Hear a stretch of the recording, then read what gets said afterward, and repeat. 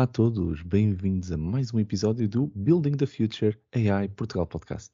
Podcast onde abordamos diversos temas ligados à inteligência artificial e à aprendizagem máquina.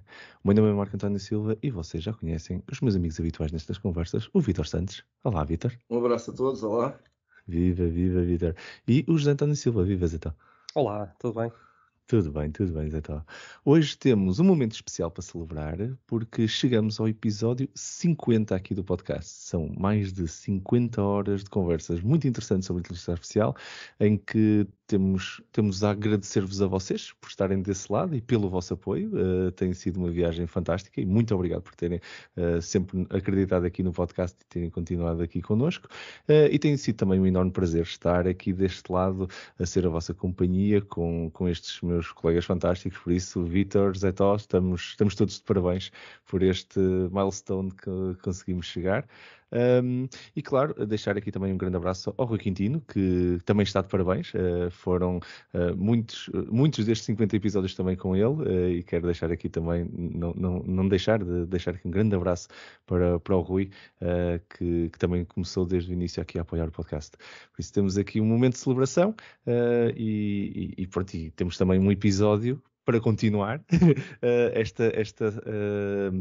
esta nossa missão, quase, não é? Esta nossa caminhada em direção aos 100, não é? Chegamos aos 50, temos que continuar agora para a próxima milestone nos 100. E hoje temos mais um episódio, neste caso a falar sobre robótica, de uma forma um bocadinho diferente. Em vez de discutirmos as vantagens que existem em trazer robôs para a realização de tarefas, decidimos discutir as suas desvantagens. Não é se calhar o ponto que mais é falado, e por isso pronto, vamos nós debatê-lo aqui.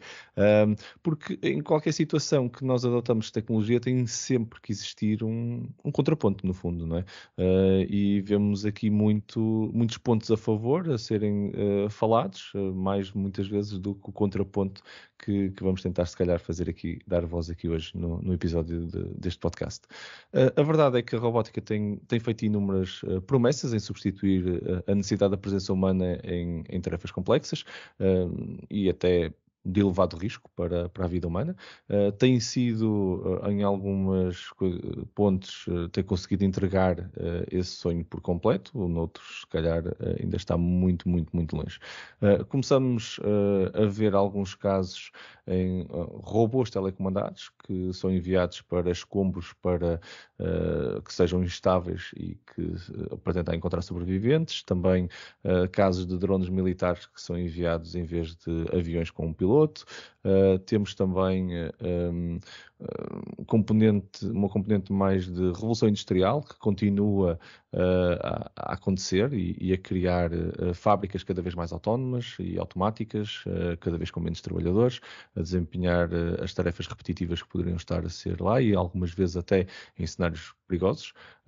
Pronto, estão alguns dos exemplos em que os robôs desempenham tarefas em vez de humanos e que hoje em dia já os conseguimos ver. Vamos então discutir agora quais as desvantagens destas aplicações ou outras, onde esses robôs estão agora ou prometem estar no futuro a desempenhar tarefas. Eu por acaso, ia lançar aqui para a discussão, e já passo a palavra aqui, se calhar, ao Zé Tó também para ouvir o que é que ele acha sobre este tópico, mas lançando aqui a discussão para a parte do juízo humano, não é? Que é, nós, para o bem e para o mal, muitas vezes olhamos para o robô como uma decisão fria, em muitos casos até calculista e até podemos sentir-nos mais seguros, mas em muitos também casos, o juízo humano daquela...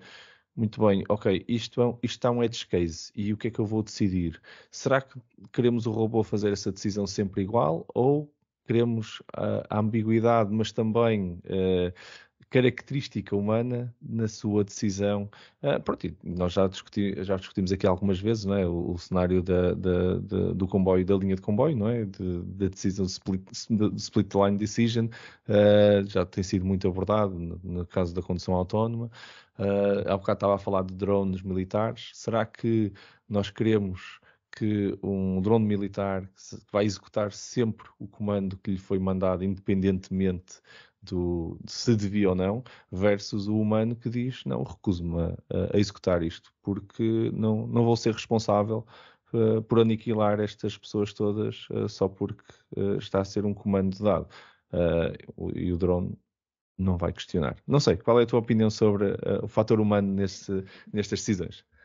O robô assim, o robô militar assim tão determinado pode ser até uma coisa interessante, né? Para não hesitar em determinadas situações que são mais difíceis de tomar, até ao dia em que os hackers tomam conta do robô e o robô vai fazer exatamente a mesma coisa no seu próprio quartel. Claro que o militar teria de estar muito mal treinado para se virar para trás, mas nós temos visto, até pelos tiroteios nos Estados Unidos e tudo, em que estas situações acontecem cada vez mais, mesmo com pessoas. Portanto, neste momento, acho que o importante no desenho destas coisas todas é montar os diferentes sistemas de proteção, não é? E as redundâncias que devem existir, os kill switches, para garantir que em determinadas situações é possível desligar a máquina. E esse tipo de preocupação tem sido cada vez mais frequente em muitas coisas, desde os smart contracts no mundo dos blockchains até estas questões de watchdogs que determinam se uma máquina ainda está a correr corretamente e se devem fazer um reset à máquina, ou em determinados sistemas muito críticos em que existem vários sistemas em paralelo a tomar decisões e depois é uma espécie de voto que é para evitar. Isso acontece também por causa das radiações solares e que podem afetar determinados circuitos. E, portanto, há situações em que se usa mais do que um equipamento para tentar reduzir o risco de erro, de levar a máquina a tomar decisões erradas, não é? E as máquinas, como todos os humanos, não é, estão dependentes dos seus sistemas sensoriais, não é? Portanto, às vezes estamos muito preocupados com o algoritmo principal ou com o CPU, mas depois esquecemos que se os sensores estiverem todos errados, a máquina vai continuar a tomar decisões, mas todas erradas também, não é? Porque o que lhe falhou foi exatamente a sua capacidade de interpretar o que estava a receber. E, portanto, são todas estas situações anómalas que para quem está a tomar uma decisão destas ou quem está a fazer, não vai estar lá para acompanhar o filho, não é?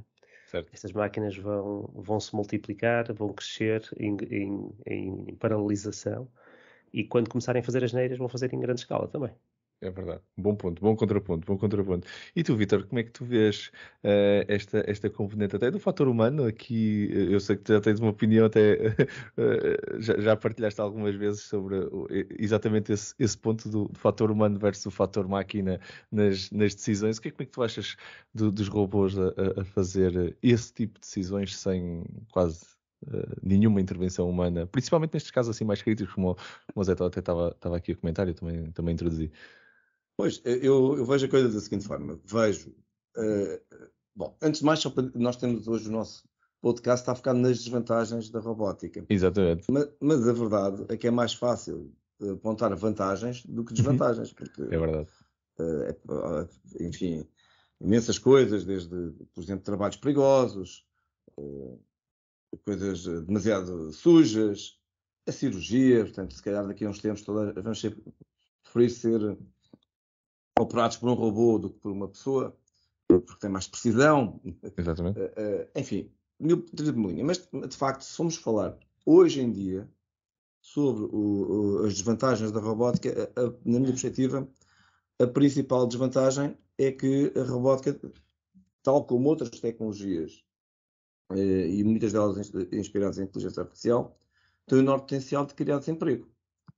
Isto porquê? Okay. Porque se nós substituímos um humano por um robô, à partida, pelo menos por enquanto, os robôs não fazem greve, não precisam de fins de semana, não precisam de dormir. Portanto, há aqui uma série não pagam segurança social, apesar de existirem já algumas pessoas, inclusive o Bill Gates, a defender que tudo é importante, que também os donos destas máquinas deviam pagar segurança social, o que já agora é uma posição que eu também subscrevo. Mas eu acho que atualmente podemos dizer que o problema que a robótica traz é um potencial desemprego. Ok. Agora, se nós olharmos para o futuro e formos pensar, então, nos robôs cada vez mais inteligentes, e eu acho que isso é inevitável, acho que isso vai acontecer. Portanto, vamos ter outro tipo de problemas. E basicamente todos os problemas que nós temos em relação à emancipação da inteligência artificial vão se tornar instanciados nos robôs. Inclusive o problema da decisão. Se nós vamos ter um robô que está a conduzir um carro, vamos imaginar, ele pode ser um robô virtual ou um robô físico. Portanto, quando estamos todos aqui a falar de robô, Sim, ele vai ter que tomar umas decisões, não é? Portanto, aquelas coisas que nós já falámos aqui de Moral Machine do MIT. Vai ter que tomar decisões morais, éticas. E aí temos, não é bem exatamente o robô, o que nós temos é um problema da inteligência artificial traduzida nestes robôs inteligentes. E temos um sem número de coisas, entre as quais as mais assustadoras. Nós sabemos, já que também falámos aqui várias vezes das leis da robótica do Asimov. Do Asimov, exatamente, não é? Portanto, temos a olhar para o futuro, estamos a dizer, bom, pá, estes tipos, quando se emanciparem, pá, eles são de titânio, pá, o titânio é muito mais duro do que o osso, e se calhar são muito mais fortes, pá, conseguem aquela ideia do monstro mau, não é? Exato. E, portanto, vamos lá pôr aqui um bocadinho alguns limites, que no fundo foi que O Musk. o Musk também acaba de fazer, inspirado por Asimov, não é? E portanto, há também aqui uma ideia interessante, porque o robô, apesar do Asimov era um russo, ele era russo, ou bielorrusso, não sei bem se era uma coisa ou outra, mas acho que era por aí. Sim. Agora parece que é a mesma coisa, não é? Mas enfim. O robô é uma palavra de origem checa e significa servidão. Portanto, na verdade, os robôs são nossos escravos, não é? E, pronto, o problema, cá está, é tal, exatamente. Então, se eles se tornarem mais inteligentes, será que os nossos escravos se vão revoltar contra nós?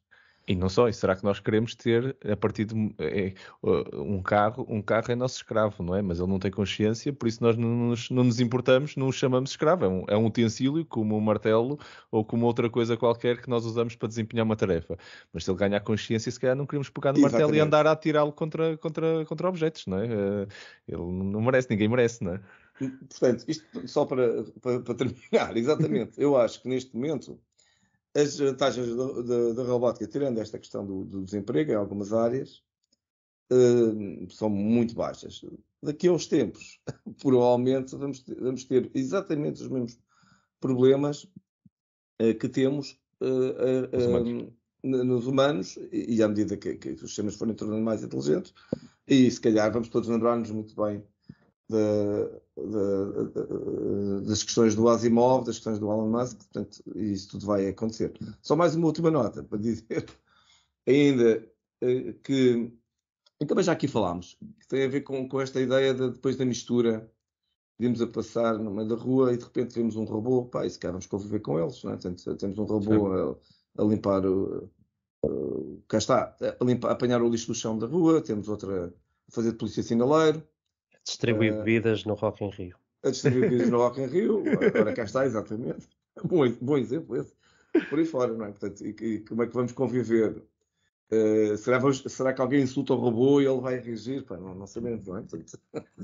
Sim, e a realidade é, nós depende muito como é que nós olhamos para estes robôs. Por acaso é um bom ponto que estamos aqui a levantar, que é, por enquanto, e hoje olhamos para os robôs como uma peça, um utensílio não consciente para desempenhar uma tarefa. E pomos-los nas fábricas e pomos-los nestes sítios todos, com todas as suas desvantagens. Mas, olhando para o futuro, como o Vítor aqui introduziu e muito bem, temos uma desvantagem enorme, que é nós estamos literalmente a tentar torná-lo o mais inteligente possível, ao ponto de que ele se pode tornar consciente no futuro. E na realidade, olhar para trás e nós tratamos-lo de uma forma, como o Vítor disse bem, de escravidão.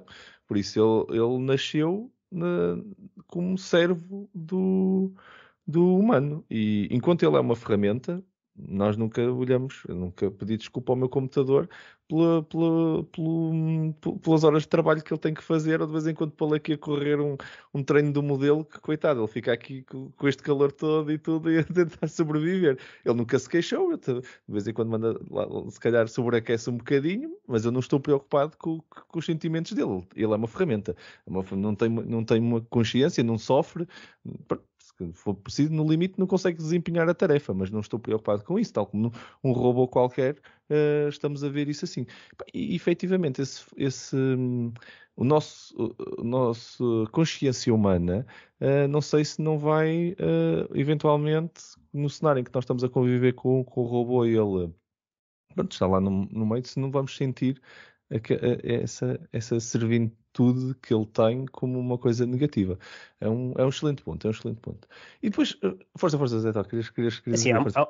há muitos entre os dois extremos, não é? Claro. E nós vamos ver muitos mais anos de interação. Interação no sentido em que as pessoas vão estender as suas capacidades com partes robóticas, como é hoje em dia, sei lá, imagino que conduzir um caça é um aparelho caro demais para pôr lá apenas um piloto agarrado a uma manete com cabos a conduzir aquilo. Portanto, aquilo tem muita assistência de software para ajudar a fazer inúmeras micro operações muito rápidas e muito complexas.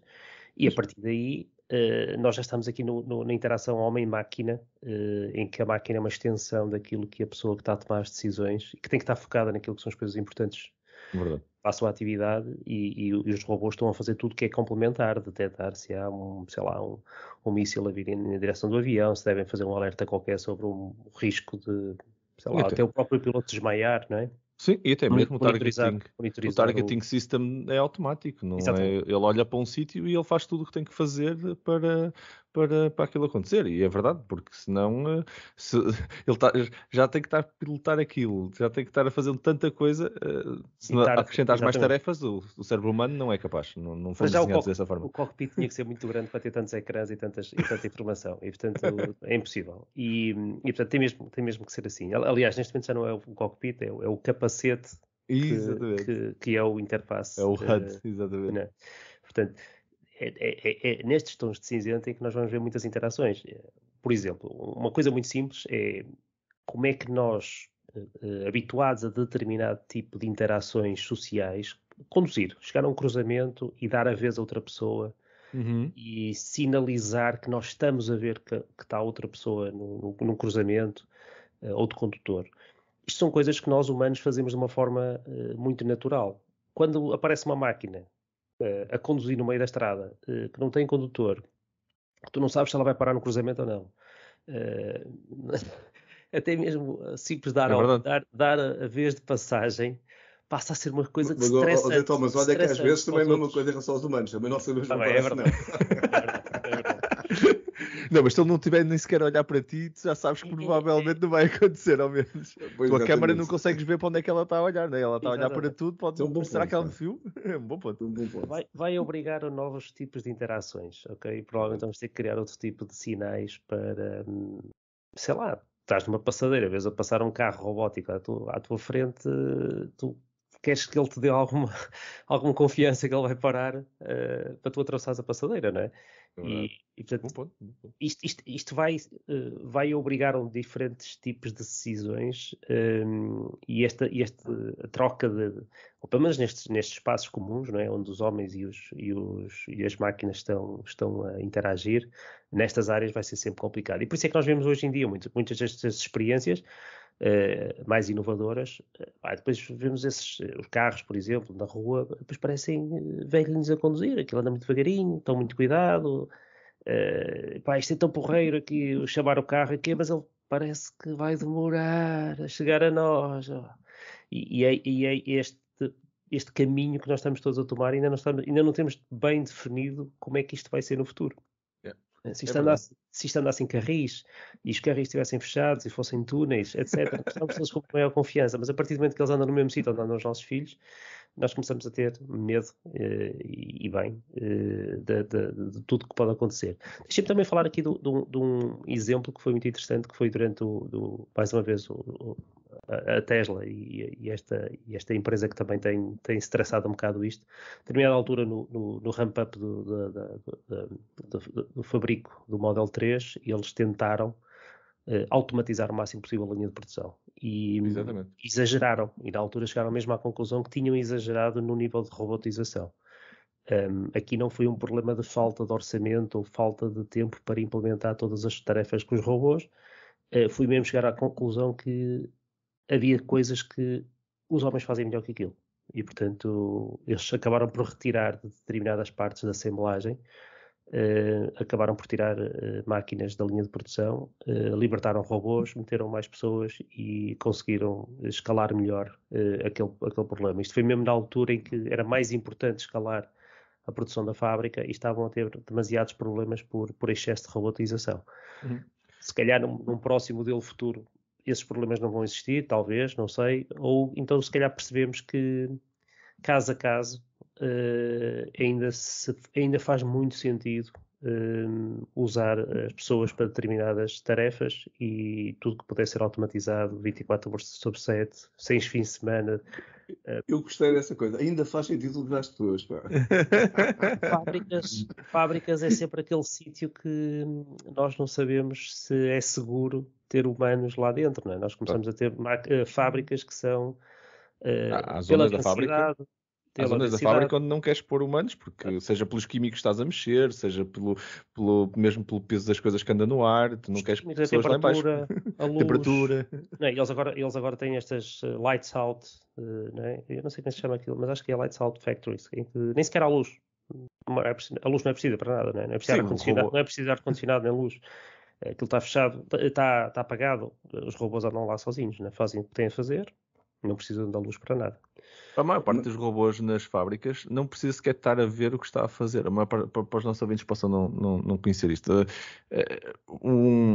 Há vários tipos de robôs, né? Por exemplo, agora estamos a falar na questão de fábrica. A maior parte dos robôs pega em peças. Pegar em peças não importa muito bem se ele pegou 2 centímetros ao lado na peça, também, já o humano também não precisa de pegar o ponta dos dedos, tocar só naquela área de circunferência que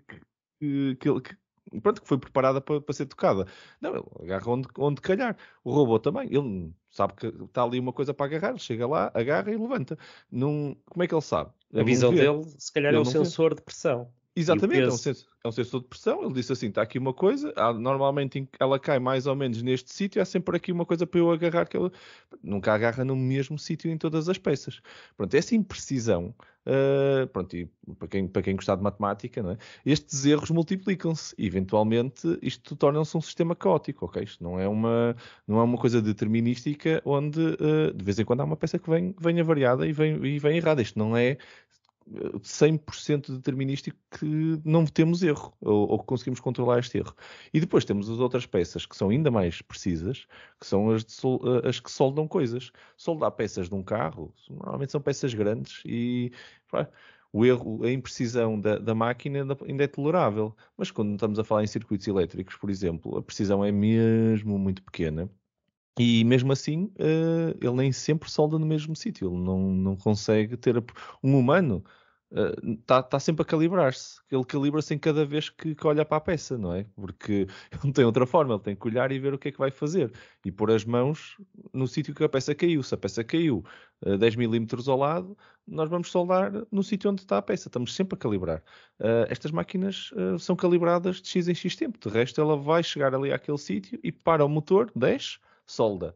Pronto, de vez em quando o motor para meio milímetro ao lado, deixe solda. Tudo dentro do espaço de tolerância. Estamos a falar de uma fábrica, portanto, agora vamos fazer ponto para aquilo que o Vítor estava a fazer, dos robôs a ajudar a fazer operações. Exato. Era o que eu ia falar exatamente. É isso mesmo, a parte dos RPAs. Os RPAs, exatamente, olha, não sei, deixe-te o pensamento, deixe-te mesmo. Com os robôs, nós quando falamos em robôs, temos sempre a ideia de ver, portanto, robôs de lata, não é? ou o braço robótico, não é? Mas há outros robôs, os chamados soft robôs, exatamente, que têm um potencial de criar mais desemprego até que os robôs de lata. Isto já agora, portanto, é uma indústria que já estão usados. Exatamente. Em 2020, foi uma indústria, de acordo com a Gartner, de 4 bilhões de dólares. Portanto, esta parte dos RPAs.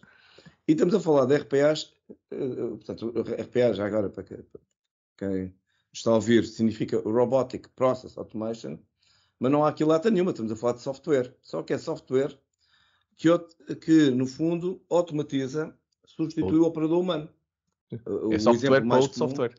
É software que usa software, dito assim. O exemplo mais comum é as pessoas que, por exemplo, que introduzem documentos no RP, deixa de ser, são despedidas, portanto, são substituídas por um RPA e ele lê o documento através de um scanner qualquer e depois introduz os campos nos sítios certos, automaticamente, sem nenhuma chatice, sem erros, ou quase sem erros. Portanto, esta ideia dos RPAs, já todos os bancos, todas as seguradoras, tanto quanto sei, têm já os seus próprios departamentos de desenvolver RPAs. Bom, o que é que está a acontecer neste momento? Os RPAs não são muito inteligentes. Portanto, nós podemos pensar em RPAs como uma espécie de macros do Excel.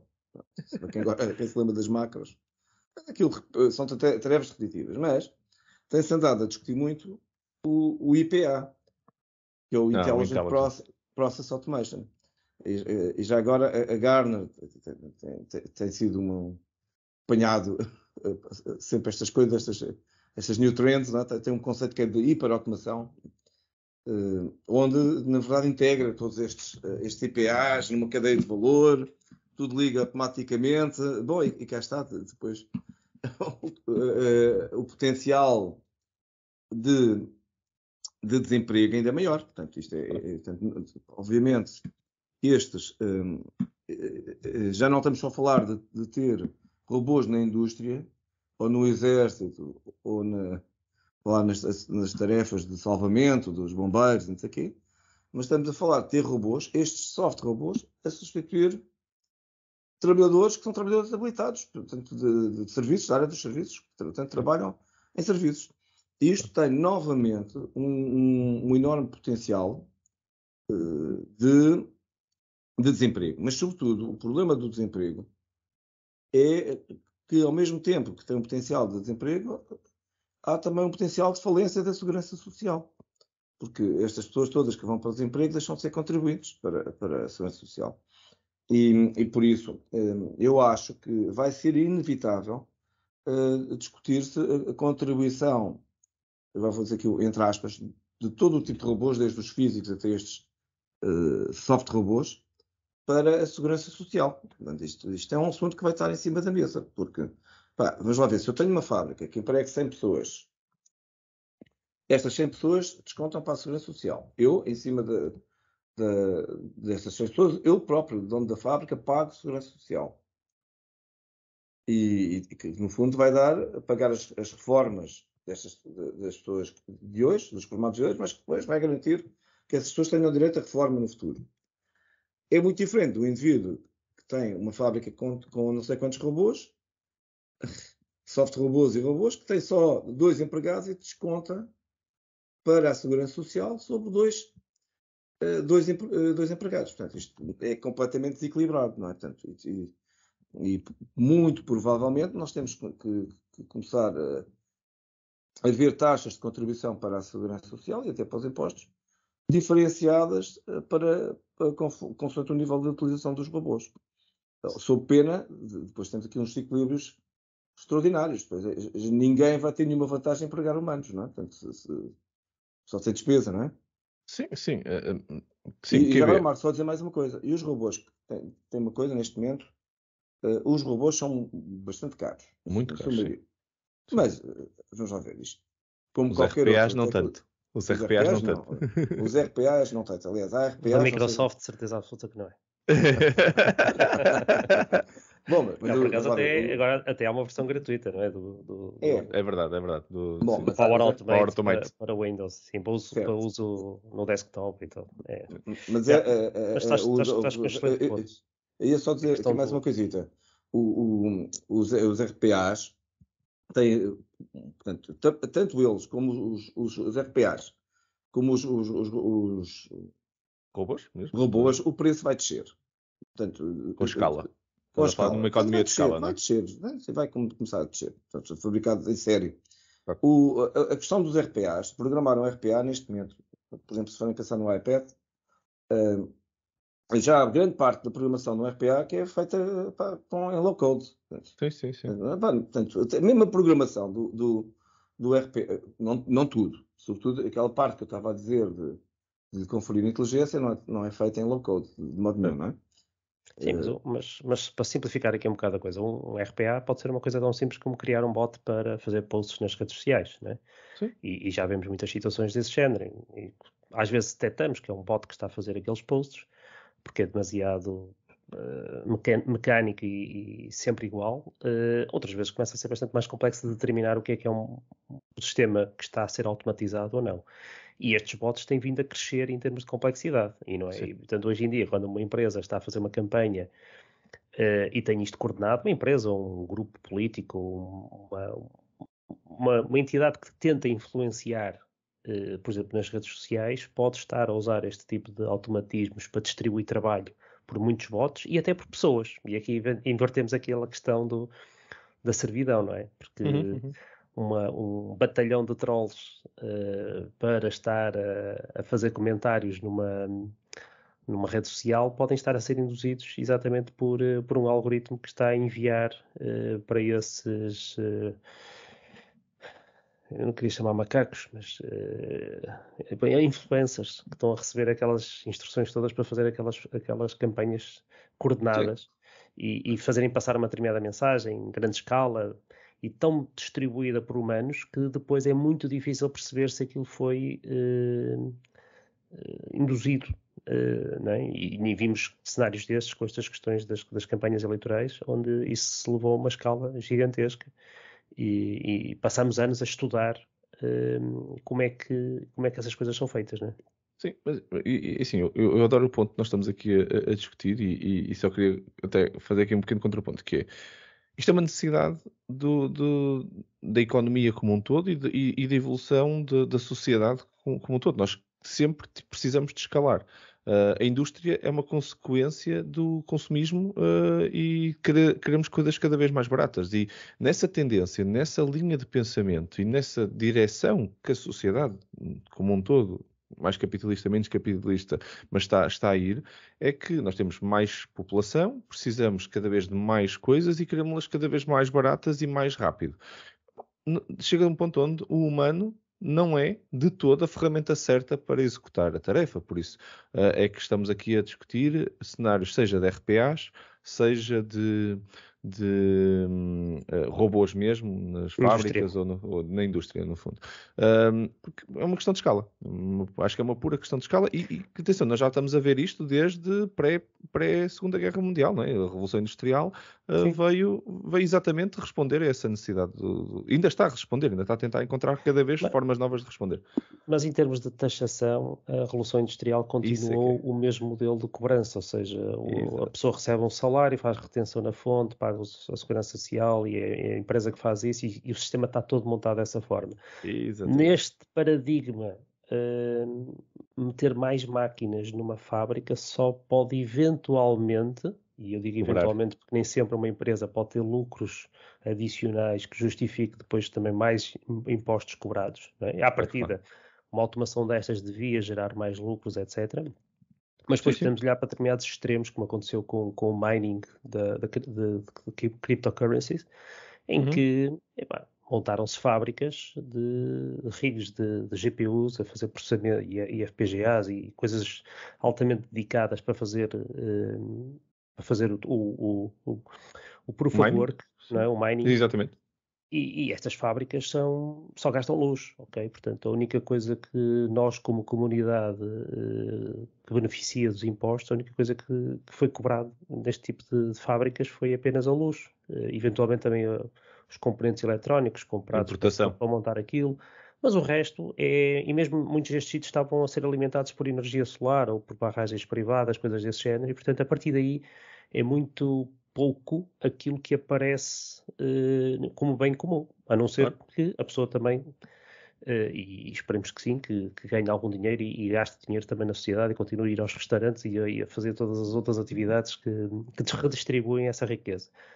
Mas sim, é complicado pensarmos num modelo que vai indexar uma capacidade de automação ou uma taxa para esse tipo de benefício. Não é? É uma espécie de um IMI de robô, não é? E que podia ser baseado no preço do robô, portanto o robô mais caro teria um imposto mais caro, mas começamos a entrar aqui num tipo de taxa como aquela que se fez para os discos rígidos, que era baseada no tamanho dos discos, pagavam uma determinada Direitos de autor. contribuição para direitos de autor. Quando na realidade, por exemplo, um data center compra terabytes e terabytes, petabytes de discos e o que é que aquilo tem a ver com Sim. cópias? Só tem dados, tem logs, se for preciso. Exato, aquilo não tem nada a ver com se alguém copiar uma música para um USB, não faz sentido. Sim.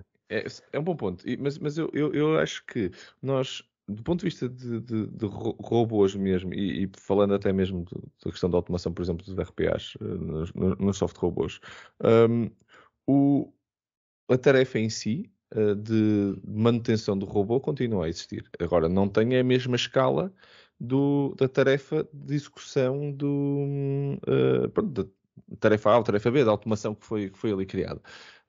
Mas agora, o pagamento e a sustentabilidade de um meio qualquer, seja a segurança social ou seja uma coisa nova, que de vez em quando o que pode ser é o modelo, o que nós estamos aqui a discutir, é o modelo não está adequado à existência de robôs. Podemos adaptar os robôs ao modelo, podemos pensar que se calhar isto cria um novo paradigma para o qual a economia também tem que se preparar. De vez em quando discutimos tentar a adaptação mais curta, mas de vez em quando a adaptação mais curta pode ser um penso que não é o adequado ao problema. A realidade... E pode induzir atrasos, Pronto. pode influenciar completamente a evolução de uma determinada tecnologia, Pronto. pode tornar impraticável a utilização de tecnologia em determinadas situações, porque depois as taxas ou os custos de licenciamento disso deixam de compensar.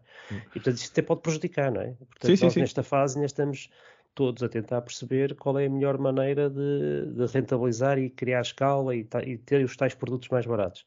Sim. E depois outra coisa, que é a questão da competitividade, que é, nós até podemos estar aqui com altas discussões éticas sobre se os robôs deviam ou não substituir pessoas nas fábricas. Mas enquanto nós estamos a discutir, há outro país ao lado que está a fazer. E portanto, nós estamos aqui a pensar, lá eles fazem porque a mão de obra é mais barata. Não. Lá já tem mais robôs que aqui. É verdade. Não, eu por princípio concordo com o que o Vítor disse da questão dos pagamentos de impostos e tudo. Por princípio concordo com essa visão. Eu não sei se essa visão, isto por acaso até dava quase um tópico interessante só para discutirmos este ponto em particular, mas eu não concordo se a visão de segurança social seja a melhor. Eu acredito num mundo, no futuro, não sei quando, onde os robôs fazem essas tarefas todas e nós humanos, na realidade, não precisaríamos de trabalhar em nenhuma dessas funções. Ao rendimento mínimo não seja assegurado. Eu pessoalmente, pronto, eu penso mais futuristicamente, onde a única coisa que importa para o ser humano é conhecimento. Devia ser. A economia é uma base que está numa base da sobrevivência, mas se tudo o que tu tens pode ser automatizado, a comida, os bens que tu hoje compras, se existem, simplesmente existem, ok? Tu podes pedir numa escala tão grande que nunca vai faltar. Matéria-prima existe, porque conseguimos ir buscá-la a qualquer altura. Tudo isto tem um custo marginal ou nulo. A tua existência para trabalho deixa de existir. Esse conceito desaparece. E se isso acontecesse, já estamos a falar, já não é terceira, quarta derivada, já estamos para aí na 10ª derivada, mas se pensássemos que essa é a direção, se esse é o caminho, não é? Se esse é o goal final, a meta, então a segurança social não interessa. O que interessa, se for preciso, é conhecimento humano, porque é a única coisa, é a única currency, não é? Quer dizer, é o desenvolvimento da espécie humana pela sua forma, pela arte, pelo intelecto, pela ciência. Era isso. Dizem-nos os historiadores, sociólogos, etc., que a evolução das sociedades não passou por isso. Portanto, aliás, sempre que as sociedades se desenvolveram só dessa forma e e demasiado laxistas acabaram por sucumbir, porque ao lado apareceu um bárbaro qualquer que mais forte e que acabou por lixar o paraíso. É sobrevivência. Atacou o paraíso, não é? Exato. E roubou-os. E portanto, há dinâmicas dos humanos que nós acho que estão bem para além desta discussão deste grupo. A nossa conversa cada vez mais se aproxima da filosofia. Então. Vamos voltar aqui para os robôs. Não, mas muito bem. Senão... A inteligência artificial e filosofia e sociologia, sem dúvida.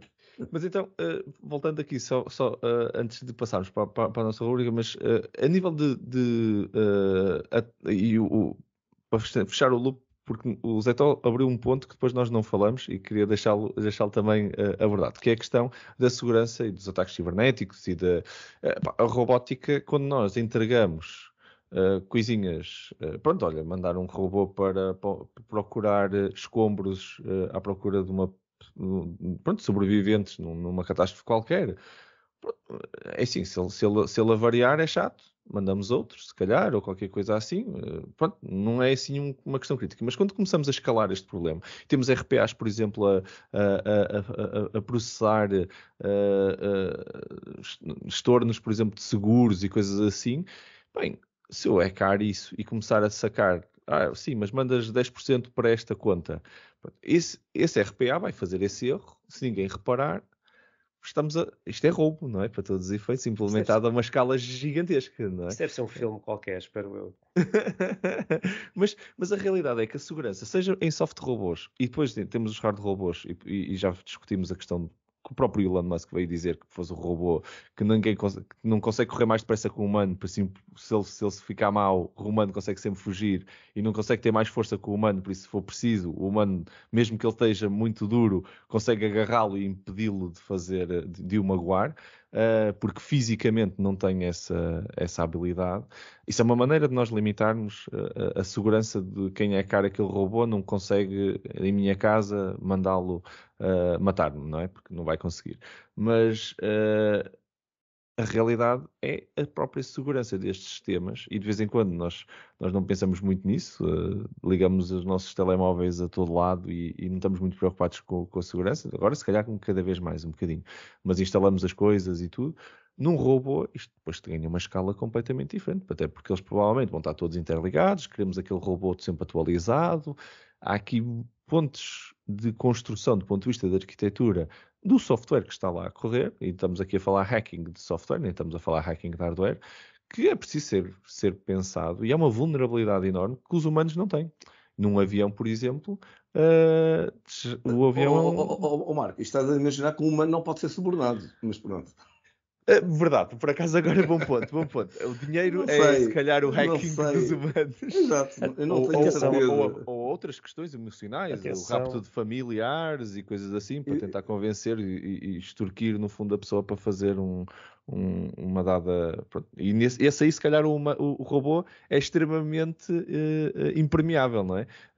Olha, raptei a tua mulher, não tenho emoções. Pronto, vantagem do robô, vantagem para o robô, ou o dinheiro, não é? As empresas que negociam ransomwares neste momento já são um bocado automatizadas também, já existem entidades só para fazer a cobrança dos ransomwares e, portanto, a escala disto é assustadora. Não fazia ideia. Há uma empresa agora que só faz a cobrança, portanto é um intermediário, é o Booking.com dos pagamentos de ransomware. Eles tratam de tudo, ok? E os melhores hackers já não precisam. Admirava mundo novo. Diria o Confesso, Aldous Huxley. Não fazia ideia. Completamente, não fazia ideia. Ok. Mas assim, a realidade é que a segurança é um ponto. Não sei, Vítor, depois, ou Zé, que querias ainda acrescentar um ponto. Sim, se acrescentar aqui uma coisa que é, nós às vezes, a parte tecnológica até já se sabe como resolver o problema. E eu vou pegar aqui num exemplo que foi no início, enquanto se começou a falar das BIOS, por causa da questão dos updates. Sim. As BIOS que só aceitariam código assinado de fontes seguras para garantir que uma máquina não podia ser reinstalada, um rootkit, portanto um vírus ao nível da BIOS da máquina não podia entrar porque esse código não vinha assinado de uma Microsoft, por exemplo. E isto foi o fim do mundo na altura. E nem pensar, então as máquinas, as pessoas compram um PC e agora o PC só pode correr software da Microsoft, nem pensar, depois não dá para instalar os sistemas operativos open source e criou-se na altura uma celeuma gigantesca à volta disso. Epá, hoje em dia os telemóveis são todos assim, portanto, os bons telemóveis são todos assim, portanto, os equipamentos da Apple só correm aquele software assinado por eles e ponto final. Isto é o novo normal. Exatamente. E muitas vezes nós vamos ter que prescindir de determinadas ou direitos, que quisermos chamar a isto, que tínhamos no passado, sei lá, comprar uma coisa e decidir o que é que queremos fazer com ela. Hoje em dia nós começamos a comprar equipamentos que nós não podemos decidir 100% o que é que podemos fazer com eles. Por questões até de segurança. Portanto, a stack depende da base. E a base, neste caso, a Apple não pode correr o risco de ter backdoors para aquele tipo de equipamento, porque senão põe em causa todo o resto do sistema operativo. E depois acontecem aquelas situações a Apple diz que não dá para entrar no telefone de uma pessoa qualquer que cometeu um mass shooting e não pode, porque não pode. Está desenhado daquela maneira. Portanto, aquilo não é suposto ter backdoors para o governo ou para outra entidade qualquer. É uma questão de proteção criptográfica e nós vamos ter que continuar a pôr este tipo de proteções nos equipamentos, mesmo Ainda que mais... isso viola um bocado aquilo que são os direitos de um consumidor, que é, à partida nós compramos uma coisa e ela devia ser nossa, não é? Mas também há o risco deste tipo de equipamentos que começa a ter características e um potencial gigantesco e nós temos que controlar isso. Outro exemplo, os carros. Os carros vêm com muitas câmaras de vídeo agora, não é? Na China não estão a deixar entrar carros da Tesla, portanto, carros americanos com câmaras, não estão a deixar entrar em determinadas instalações do governo, por uma questão de espionagem, para evitar que haja possibilidade de espionagem. Não é? Nós estamos a olhar para este tipo de equipamentos e isto são máquinas, são robôs que podem ser usados por hackers, podem ser usados por governos, podem ser usados por espiões e, portanto, toda a construção deste tipo de equipamento e o desenho de segurança, de criptografia, tem que ser pensado para evitar qualquer utilização deste género. Verdade. E é cada vez... E, portanto, nós como consumidores, nós se calhar não estamos a comprar um carro, estamos a alugar um carro. Não, estamos a comprar a licença de conduzir esse carro, porque ele na realidade continua a ser updated e alterado e evoluído pelo fabricante. Portanto, há aqui uma divisão de ownership contínua. E nós queremos isso. Porquê? Porque continuamos a ter garantias, continuamos a ter uma série de coisas e benefícios, não é? Em termos de conectividade, de descobrir onde é que o carro está, se foi roubado, de perceber quem é que nos bateu no carro no estacionamento e fugiu, quem é que nos riscou o carro Podes não gostar do update, não é? Eles mudam-te a interface e tu dizes, olha, eu gostava mais da anterior, instala-me a anterior. Não tens o direito de dizer isso, não é? Nada. E agora imagina para ter features, não é? Ou isso, exato. Olha, descontinuei esta feature. Mais um exemplo que aconteceu com a Tesla. A determinada altura houve uma série de modelos que eles reduziram as baterias, a capacidade das baterias, remotamente. Porque aquela série tinha um determinado tipo de problema e por uma questão de segurança, da estabilidade dessas baterias, eles reduziram a capacidade da bateria. Portanto, deixaram de carregar tanto essas baterias. Os donos não ficaram satisfeitos, obviamente, não é? Claro. Compraram com uma determinada capacidade e depois, por causa de um update, isto é que é o mais chato, né? Mas como é que é isto? Isto aqui veio assim por wireless e tira-me um pedaço da bateria fora. São estes conflitos que vão existir. Mas em última instância, isto vem tudo parar aqui. Nós só estamos aqui a falar de uma escala muito maior, não é?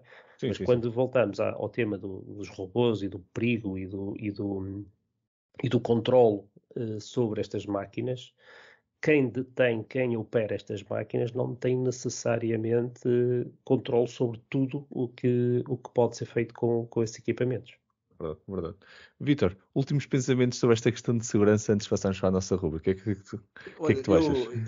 Enfim, não só falar de segurança, mas queria falar aqui de uma outra coisa que não falámos, mas que queria só referir-me ligeiramente, que é a questão da colaboração entre robôs. E a colaboração de robôs com humanos. Esta é uma área que nós já abordamos aqui no podcast, até com o Luís Paulo Reis, por exemplo, futebol robótico, este é um exemplo. Mas é uma área, sob o ponto de vista da inteligência artificial, muito complicada. Portanto, os chamados multi-agentes, se quiserem. Mas aqui, em termos de colaboração entre robôs, é uma coisa, a colaboração de robôs com humanos é outra coisa. E isto pode ser visto... Até porque é desequilibrada, não é? Em termos de comunicação, em termos de... até mesmo de robustez do equipamento, o equipamento humano versus o equipamento máquina. Portanto, só queria deixar aqui uma nota que isto também pode ser um assunto a ser endereçado muito... claramente, não só sob o ponto de vista de ciência, até sob o ponto de vista legal, de legislação. Verdade. Sim. E já houve tentativas de começar a regular na indústria algumas coisas que os robôs podem fazer, e até mesmo do ponto de vista de ISOs de segurança dentro das fábricas, exatamente por causa das interações entre robôs e humanos. E de robôs é seguro e não. Máquina, exatamente. Visto que a legislação que nós temos... regra geral que legisla é relações entre humanos, é humano-humano, não é? Exatamente. Pois os ISOs vêm tentar criar standards, não é? Dentro das fábricas. É a coisa mais perto da legislação que se calhar que existe para isso. Já agora deixa-me só dizer uma coisa ligada à segurança. É preciso ver que é uma discussão já antiga, saber quando um software inteligente, digamos, um agente de software, toma uma decisão, por exemplo, roubar dinheiro de uma conta, de quem é que é a culpa? E a culpa, normalmente, há três maneiras de a culpa pode ser boa. A culpa é do programador. É logo. Que introduziu o bug, não é? Que fez. Pronto. Ou a culpa não é do programador, a culpa é do utilizador do software. Ou então, a culpa é de quem não protegeu o sistema. Portanto, de quem é que é a responsabilidade legal, portanto, de um agente de software? Isso é uma coisa que se tem vindo a discutir desde os anos 80. Portanto, isto continua tudo em cima. Isto é a propósito da teoria dos agentes, não é? Mas o que tu acabaste de escrever é um problema típico hoje em dia de phishing. Não é? Quando um cliente de um banco cai numa esparrela qualquer e introduz os seus dados num ecrã falso, e esse ecrã falso por trás tem um bot que vai ao banco e está a fazer a operação certa, neste caso roubar dinheiro, não é? Transferir dinheiro, é complicado aqui no fim, é o cliente... Legalmente. É o cliente que deu os dados dele e, portanto, violou o seu contrato. Foi ele que fez a asneira. Foi ele que fez a asneira, não é? Mas agora é como tu dizes, a culpa está também no programador que implementou o interface e não criou aqui medidas mais avançadas para evitar esta utilização inadequada. É porque normalmente estes ataques de phishing é o cliente final que está a fazer tudo, é o cliente final que está a fazer todas as medidas e contramedidas de segurança, só está um intermediário no meio a apanhar a boleia. E, portanto, é um bocado difícil aqui, como estavas a dizer... modelo de responsabilidade. Exato. Modelo de responsabilidade a responsabilidade, na realidade, é de todos, não é? Obviamente é do atacante, não é? Isso aí não há dúvida nenhuma. Mas o cliente do banco e a entidade que implementou também o front-end do banco tem aqui algumas responsabilidades, não é? Sim, isso, e nos robôs, isso é um bom ponto que o Vítor está a colocar, que é, nós temos que, se calhar, quando começamos a escalar este modelo, temos neste momento, como desvantagem grande, não existir modelos legais para esta escala, no fundo. Estamos a dizer que vamos escalar uma coisa para o qual... E vamos para um futuro para o qual ainda não criamos nem leis, nem modelos éticos, nem aqui muita coisa que nós discutimos que se calhar temos que criar antes para chegar a esse mundo, porque é um mundo que não é igual ao que nós temos hoje, mas que também nós não modelamos ainda para poder habitar humanos nele confortavelmente. Excelente discussão hoje, sem dúvida, mas ainda vamos continuar a falar agora na nossa rúbrica. Bora lá.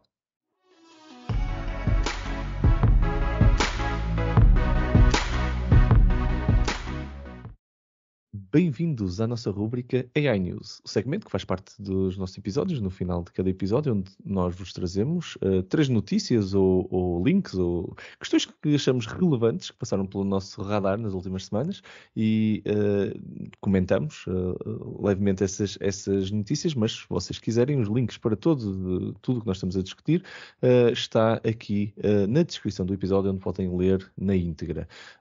Zé Tó, convite para abrir então a nossa rúbrica de hoje. O que é que trazes para nós hoje? Ora, nós hoje devíamos ter falado mais sobre a Boston Dynamics, mas... Por acaso. Deixo aqui um link para esta empresa, para este laboratório que tem chocado muita gente com as capacidades novas dos robôs. A dançar e cenas. A dançar, exatamente. Todos os vídeos que passam nas redes sociais sobre coordenação de robôs a fazerem altas coreografias uns com os outros. É tudo Boston Dynamics. Backflips, meu, é espetáculo.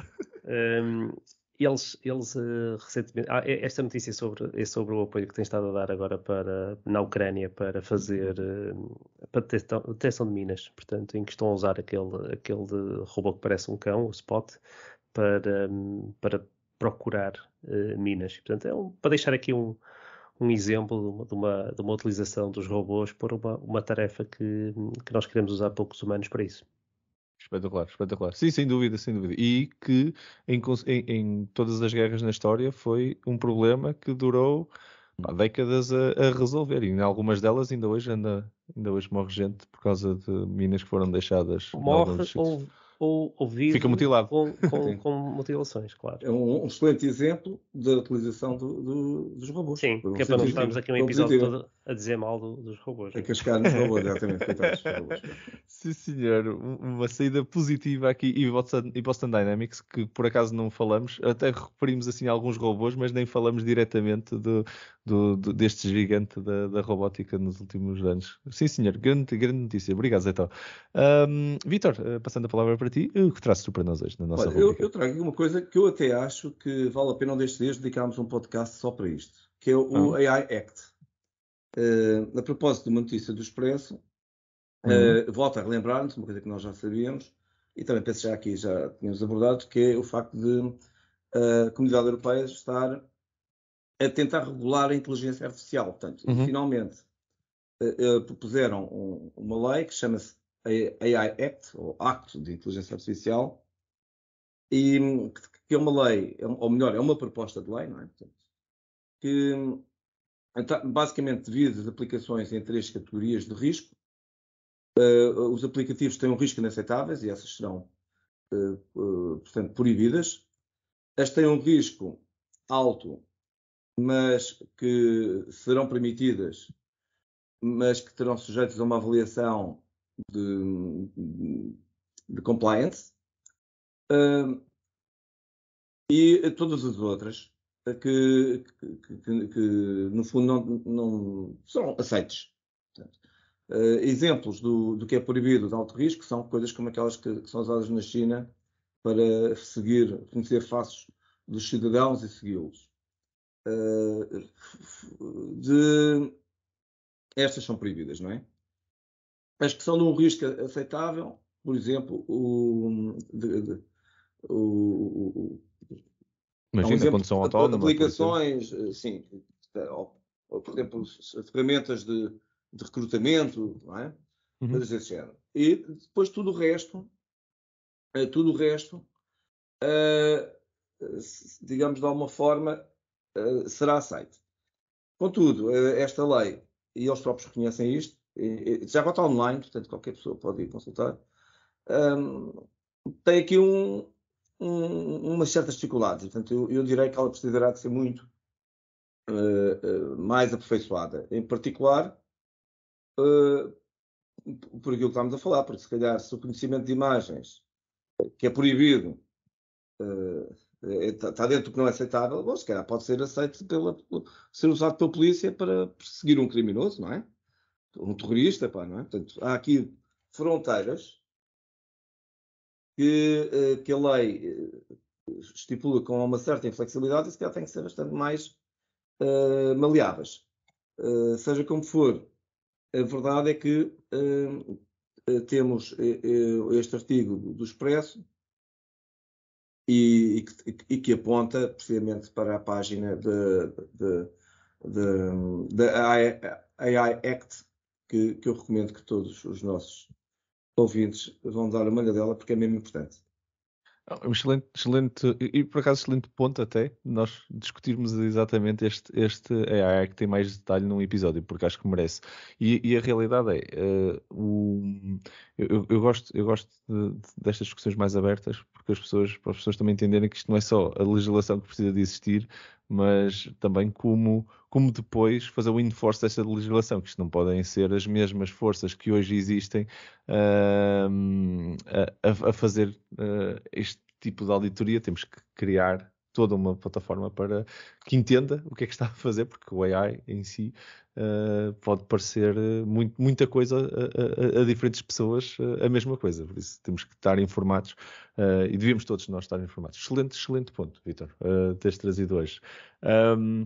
Eu trago-vos assim uma coisa, porque vocês realmente trouxeram aqui fontes bastante fortes. Eu trago aqui uma brincadeira, mas eu passou-me pelo radar uma notícia muito interessante sobre Minecraft, que o AI começou a aprender a jogar Minecraft a partir de vídeos online. Foi um modelo treinado por uma organização, por acaso financiada pela Microsoft. Nós temos vários projetos de AI que a Microsoft financia, que não necessariamente é desenvolvida por si. E neste caso, a OpenAI, que é uma non-profit que é cofinanciada por acaso, falamos hoje do Elon Musk e a Microsoft também tem apoiado projetos desta non-profit, andaram a trabalhar em aprender a partir de vídeos como jogar Minecraft. E atenção, não foi só fazer coisas muito elementares. A parte engraçada é que a inteligência artificial conseguiu inclusive aprender a fazer lá o Diamond Pickaxe, que aparentemente é uma coisa que envolve imensos passos, não é uma coisa que conseguimos determinar só com 2 ações ou 3 ações. Você tem que fazer um build-up para chegar àquele item, e há vários caminhos. Aquilo há uma árvore bastante complexa de coisas que precisam de acontecer para conseguir fazer aquele pickaxe, que uma pessoa humana consegue facilmente entender quando joga o jogo, mas que Quando este joga o bot... jogo, muitas horas. Quando joga o jogo algumas horas, sim, exatamente. E ele aprendeu com perto de 70 mil horas de vídeo de youtubers a jogar o jogo, conseguiu entender quais são as ações que precisava desempenhar. Como estes bots por acaso é muito giro, porque é um ambiente sandbox para todos os efeitos, porque é um jogo é um ambiente sandbox com inputs muito controlados, que é os inputs que um comando consegue ter. E é isto que o bot, o robô, consegue fazer. Ok, eu vou carregar nos botões para tentar fazer as mesmas ações e chegar àquele objetivo. Tenho que aprender quais são as combinações de teclas no fundo, com combinações de teclas gerar ações e depois de ações chegar a um objetivo. Por isso já estamos num nível de abstração onde o meu input está muito longe do meu resultado, da minha métrica, da minha heurística de sucesso. E depois cruzem isto com eles não tiveram um stream de inputs. Por isso eles tiveram que inferir o stream de inputs a partir dos vídeos. Por isso já estamos num nível de abstração bastante complexo, e eu gostei bastante do artigo exatamente por causa disto. Atenção, isto não é o único. Já existem outros jogos, o Dota, até mesmo depois assim, um dos mais clássicos, dos shooters, o Counter-Strike também já teve bots. Pronto, já houve muitos jogos Os jogos sempre foi um campo de eleição.